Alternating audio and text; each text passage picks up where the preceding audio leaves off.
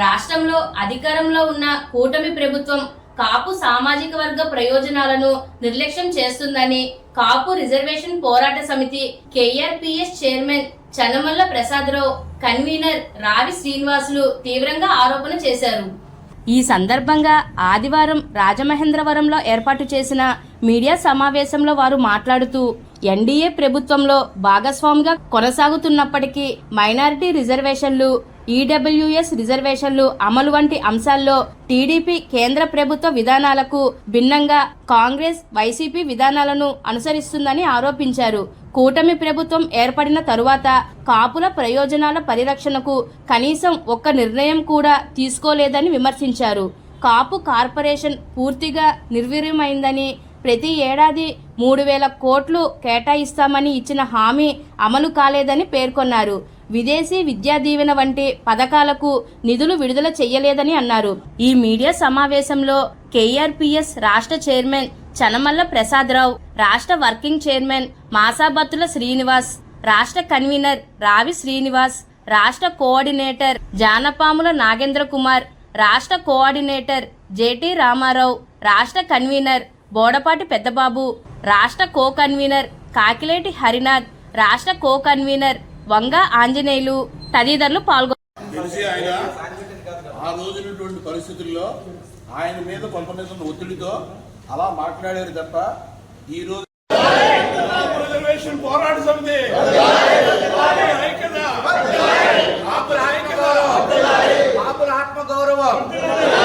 ఆత్మగౌరవం కాపుల పట్ల చులకన వ్యాఖ్యలు చేయరాదు. కాపుల పట్ల చులకన వ్యాఖ్యలు ఆత్మాభిమానాన్ని దెబ్బతీసే వ్యాఖ్యలు చేయరాదు.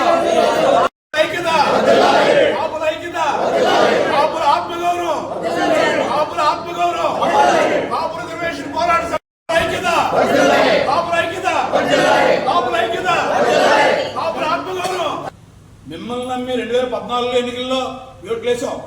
అప్పుడు మేనిఫెస్టోలో కూడా మీరు మాకు కాపులకు రిజర్వేషన్ ఇస్తానని చెప్పారు, ఇవ్వలేదు.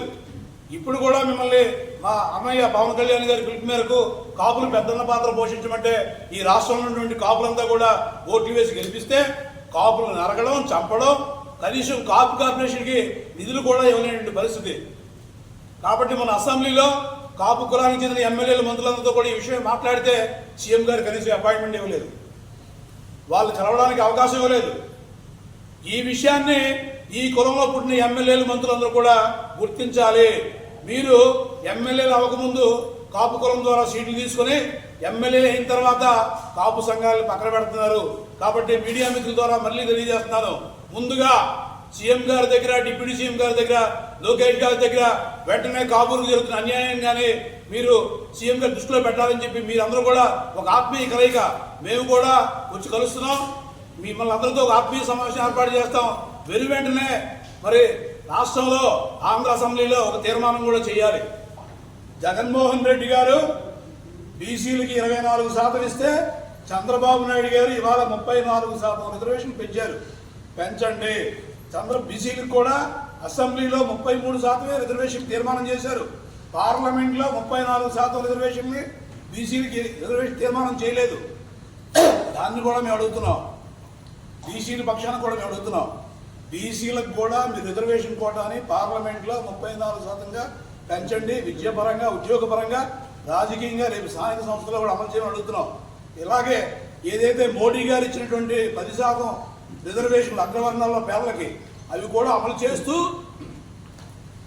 కాపులకి మాత్రం 12% ప్రత్యేక రిజర్వేషన్లు అమలు చేయవలసిన బాధ్యత రాష్ట్ర ప్రభుత్వం మీద ఉందని వెంటనే ఆంధ్ర శాసనసభలో ఈ కులానికి చెందిన ఎమ్మెల్యేలు, మంత్రులు, ఎంపీలు అందరూ కూడా సీఎం దగ్గర, డిప్యూటీ సీఎం దగ్గర, లోకేష్ గారి దగ్గర కూర్చొని రిజర్వేషన్ కోటా పెంచి కాపులకు 12% రిజర్వేషన్లు ఇవ్వాలని మేము కొద్ది రోజులు వేచి చూస్తామని, వేచి చూసిన తర్వాత మా ఎమ్మెల్యేలు, మంత్రులందరితో కూడా కూర్చుని మాట్లాడిన తర్వాత కొంత టైం ఇస్తామని, ఆ తర్వాత ఢిల్లీ వెళ్ళి ఈ రాష్ట్రంలో జరుగుతున్న అన్యాయాన్ని ప్రధానమంత్రి గారి దృష్టిలో పెడతామని, అప్పటికీ ప్రభుత్వం స్పందించకపోతే అఖండ రథయాత్ర అని చెప్పి అనంతపురం నుంచి శ్రీకాకుళం వరకు దాన్ని అమలు చేసి తీరుతామని ఆ తర్వాత ప్రత్యక్ష నిరసన నిరాదీక్షలకి వెళ్తామని, ఒకవేళ మీరు పర్మిషన్ ఇవ్వకపోతే హైకోర్టు ద్వారా పర్మిషన్ తెచ్చుకునైనా సరే నిరసన కార్యక్రమాన్ని రాష్ట్ర వ్యాప్తంగా ఉద్యమం చేస్తామని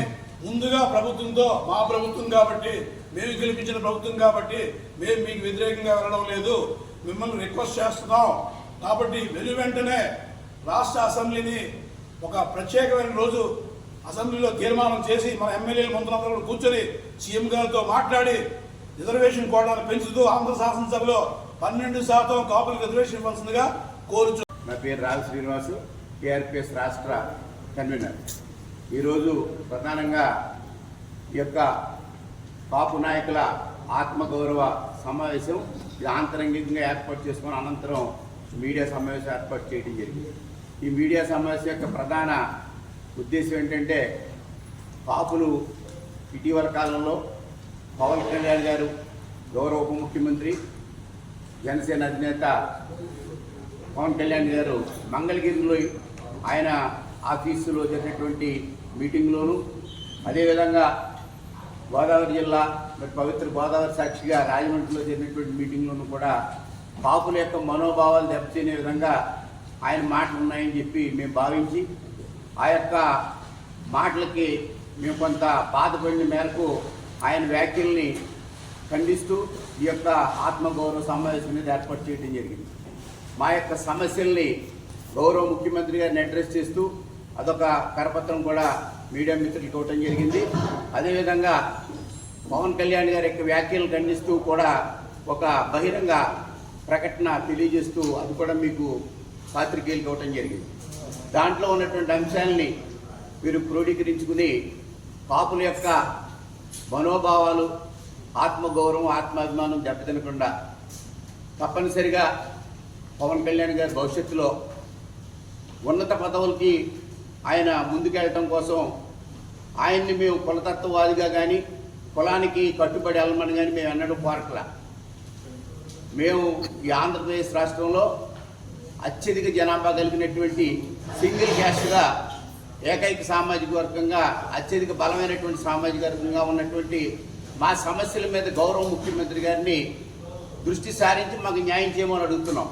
మా సమస్యల మీద మేము ఇంతవరకు పవన్ కళ్యాణ్ గారికి ఇప్పుడు అడ్రస్ చేయలేదు. ఎవ్వరూ కూడా పవన్ కళ్యాణ్ గారిని కులపరంగా ఇబ్బంది పెట్టలేదు. ఆయన కార్యాలయానికి వెళ్ళి కలిసింది లేదు, ఆయన ఎవరికి అపాయింట్మెంట్ ఇచ్చింది లేదు.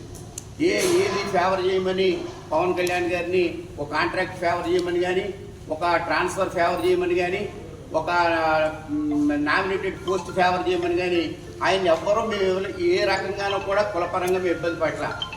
ఆయన ఏ ఎలక్షన్ అయ్యి గవర్నమెంట్ వచ్చిన ఈ 2 సంవత్సరాల కాలంలో ఏనాడు కూడా కాపు సంఘాలను కలిసింది కూడా లేదు. మీరు కూడా పాత్రికేయులు గమనించాలి. ఇదే వేదికగా, రాజమండ్రి వేదికగా కాపుల్ని కులాల గోడల నుంచి బయటికి రమ్మని పిలుపునిస్తూ అదే రోజు పవన్ కళ్యాణ్ గారు బీసీ సంఘాల నాయకులతో సమావేశమయ్యారు. అది ఏ రకమైన సందేశం అనేది ఒకసారి మీరు కూడా ఆలోచించండి. మేము బీసీ నాయకులతో సమావేశం అవటాన్ని మేము తప్పు పట్టుకోవట్లా. ఈ రాష్ట్రంలో అత్యధిక పవన్ కళ్యాణ్ అన్నారు, ఈ రాష్ట్రంలో బలహీన వర్గాలు కాదు బలమైన వర్గాలని. ఎస్, మేము యాక్సెప్ట్ చేస్తున్నాం.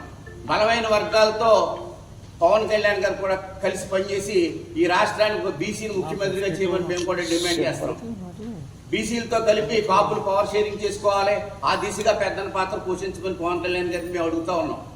ఎందుకంటే పెద్దన పాత్ర అనేది మనతో సమానమైన స్థాయి వాళ్ళతోటి, లేకపోతే అణగారిన వర్గాలకి పోషించాలి తప్ప మనకంటే అన్ని రకాలుగా బలమైనటువంటి వాళ్ళకి మనం పెద్దన పాత్ర పోషించడం కరెక్ట్ కాదు. అందుకు కాబట్టి మీరే రాజమండ్రి వేదికగా బలహీన వర్గాలు కాదు బలమైన వర్గాలు అన్నారు కాబట్టి ఆ బలమైన వర్గాలతో పాటు కాపులు పవర్ షేరింగ్ చేసుకునే విధంగా తెలంగాణలోను ఆంధ్రప్రదేశ్లోను కూడా బీసీలతో పాటు కాపులు, దళితులు ఏ రకంగా పవర్ షేరింగ్ చేసుకోవాలనే దాని మీద వ్యూహం తీసుకొచ్చి ఆ వ్యూహాన్ని నడిపించమని పవన్ కళ్యాణ్ గారిని మేము కోరుతా ఉన్నాం. దయచేసి కాపులు ఎవరో కూడా పవన్ కళ్యాణ్ గారిని అడ్రస్ చేసి ఏ సమస్య కూడా వారి దృష్టికి తీసుకెళ్లేది లేదు, వారిని ఇబ్బంది పెట్టేది లేదు, వారు కాపు నాయకులకి ఇంతవరకు అపాయింట్మెంట్ ఇచ్చింది లేదు. మీరు గమనించాలి. ఉప ముఖ్యమంత్రి పవన్ కళ్యాణ్ గారు మా సామాజిక వర్గం అని చెప్పి ఏ కాపు నాయకుడు కూడా ఆయన పేరు చెప్పుకుని పైరవీ చేసింది లేదు, ఆయనకి అపఖ్యాతి తెచ్చింది లేదు. మరి ఎందుకు తరచుగా కాపుల విషయం ఆయనే ప్రస్తావిస్తున్నాడు, మేము ఎక్కడా ప్రస్తావించలేదు. ప్రతి మీటింగ్లోనూ కాపుల గురించి రంగా గురించి మాట్లాడవలసిన పని పవన్ కళ్యాణ్ గారికి లేదు. ఆయన మా గురించి మాట్లాడకుండా ఆయన పని ఆయన చేసుకోమనండి. మేము మా సమస్యలు ఏమైనా ఉంటే మేము ముఖ్యమంత్రి గారి దృష్టికి తీసుకెళ్తాం. ముఖ్యమంత్రి గారు పరిష్కారం చేస్తే పరిష్కారం చేసినట్టుగా ఉంటుంది, చెయ్యకపోతే దానికి ప్రతిఫలం ఏంటనేది మళ్ళీ ఓటు రూపంలోనే కనపడుతుంది. మేమేమి వేరే చేయక్కర్లా. ఆంధ్రప్రదేశ్ రాష్ట్ర ముఖ్యమంత్రి గౌరవనీయులు చంద్రబాబు నాయుడు గారు గత 40 సంవత్సరాలుగా పాలిటిక్స్ లో ఉన్నారు. ఆయన ఏనాడు కాపుల ప్రయోజనాలు కాపాడే విధంగా ఒక్క చర్య కూడా తీసుకోలేదు. మేము ఛాలెంజ్ చేసి చెప్తున్నాం కేఆర్పీఎస్ వేదిక పక్షాన. చంద్రబాబు నాయుడు గారు కాపులకి ఫేవర్ గా ఒక్కసారి కూడా ముఖ్యమంత్రిగా ఉన్నప్పుడు కానీ ప్రతిపక్షంలో ఉన్నప్పుడు కానీ ఒక్క చర్య కూడా చంద్రబాబు నాయుడు గారు తీసుకోలేదు. ఈవెన్తో స్వాతంత్ర్య సమర యోధుల పట్ల కూడా కుల వివక్ష కొనసాగుతుంది ఆంధ్రప్రదేశ్ లో. మీరు గమనించాలి పాత్రికేయ మిత్రులు. ఆంధ్రప్రదేశ్ రాష్ట్రంలో ఉన్నటువంటి కాపు మహనీయుల పట్ల స్వాతంత్ర సమరయోధుల పట్ల కూడా కుల వివక్ష కొనసాగిస్తున్నారు. ఈడబ్ల్యూఎస్ సెంట్రల్ గవర్నమెంట్ ఇచ్చినటువంటి నార్మ్స్ అన్ని మార్చేసి ఇవాళ ఈడబ్ల్యూఎస్ ని economically weaker section economically wealthy section గా మార్చేశారు. కేఆర్పీఎస్ మేము జగన్మోహన్ రెడ్డి గారి కన్సర్న్లో పనిచేస్తాం అంటున్నారు. మేము పని చేయట్లేదు. జగన్మోహన్ రెడ్డి గారి కన్సర్న్లోను రాజశేఖర రెడ్డి గారి కన్సర్న్లోను చంద్రబాబు నాయుడు గారే పనిచేస్తున్నారు మేము ఆరోపిస్తున్నాం బహిరంగంగా. ఈడబ్ల్యూఎస్ లో నిబంధనలు మార్చేసారు జగన్మోహన్ రెడ్డి గారు. మేము కరెక్ట్ కాదని మేము గొడవ చేశాం. మేము కూటమి ప్రభుత్వం వచ్చిన తర్వాత మేము అనేక సార్లు రిప్రజెంటేషన్ చేశాం. జనసేన ఆఫీసులో ఇచ్చాం, అలాగే టీడీపీ ఆఫీసులో ఇచ్చాం, బీజేపీ ఆఫీసులో ఇచ్చాం. కానీ జగన్మోహన్ రెడ్డి గారు ఇచ్చిన జీవోఏ కొనసాగిస్తున్నారు. ఇవాళ 18 సంవత్సరాల నుంచి ముస్లిం రిజర్వేషన్ స్పెషల్ లీవ్ పిటిషన్ తో మరి చంద్రబాబు నాయుడు గారు కొనసాగిస్తున్నారు. రాజశేఖర రెడ్డి గారు ఇచ్చినటువంటి రాజ్యాంగ విరుద్ధమైనటువంటి రిజర్వేషన్స్ ఎవరెవరిని ఫాలో అవుతున్నారో ఒకసారి పాత్రికేయులు కూడా మీరు ఆలోచించాలి, ప్రజలు కూడా ఆలోచించాలి.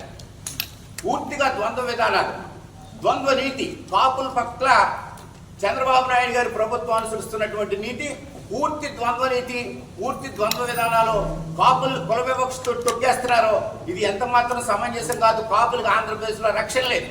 ఇదే విషయం మీద మేము ఈరోజు ఇక్కడ కాపుల ఆత్మ గౌరవం కోసం ఈ ఆత్మ గౌరవ సమావేశం ఏర్పాటు చేయడం జరిగింది. ఈ సమావేశం పవన్ కళ్యాణ్ గారికి ఎట్టి పరిస్థితుల్లోనూ వ్యతిరేకం కాదు. ఈ సమావేశం ద్వారా పవన్ కళ్యాణ్ గారిని మరింత బలోపేతం చేయడం కోసమే మేము ఈ సమావేశం ఇక్కడ పెట్టాం.